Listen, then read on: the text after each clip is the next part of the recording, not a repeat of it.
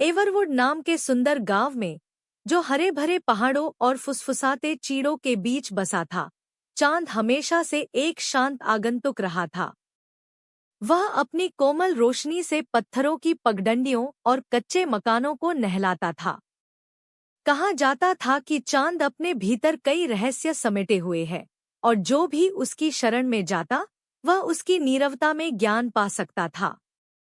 अन्ना, एक युवा लड़की जिसके हृदय में सपनों की भरमार थी और आंखों में हल्की उदासी, अक्सर चांद की उजली छाव में सुकून तलाशा करती थी।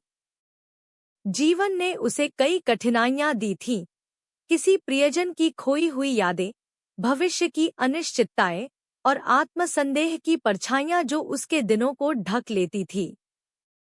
हर शाम, जब गांव गहरी नींद में डूब जाता, अन्ना गांव से थोड़ी दूर पहाड़ी पर जाती और चांद की शांत बुद्धिमत्ता को खोजती।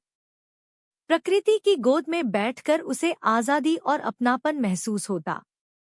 उसकी चिंताएं जैसे चांदनी में पिघल जाती। एक रात, चांद पहले से कहीं अधिक उज्ज्वल चमक रहा था। उसकी रोशनी सीधे प्राचीन वटवृक्ष तक पहुंची, जहां गांव वाले मानते थे कि इच्छाएं पूरी होती हैं।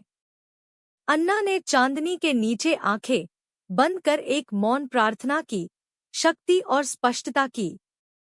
रात शांत थी, केवल पत्तों की सरसराहट और कोयल की पुकार सुनाई दे रही थी।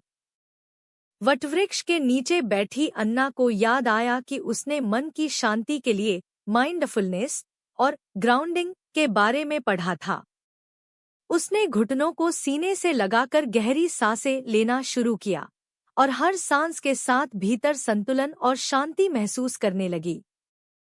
धीरे धीरे उसे महसूस हुआ कि चांद उससे कुछ कह रहा है, शब्दों में नहीं, भावनाओं में।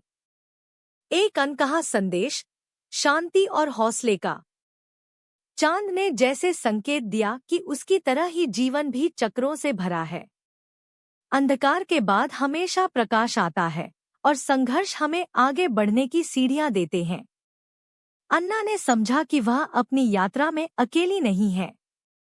उससे पहले भी कई लोग इस राह से गुजरे हैं, और आगे भी गुजरेंगे।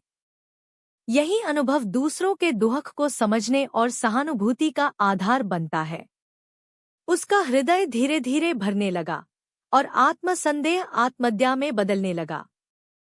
अब अन्ना जान गई थी कि कठिनाइयां जीवन का हिस्सा हैं, लेकिन वे उसे परिभाषित नहीं करती। हर रात जब वह चांद को देखती, उसे उसके बदलते रूप याद दिलाते कि बदलाव सुंदर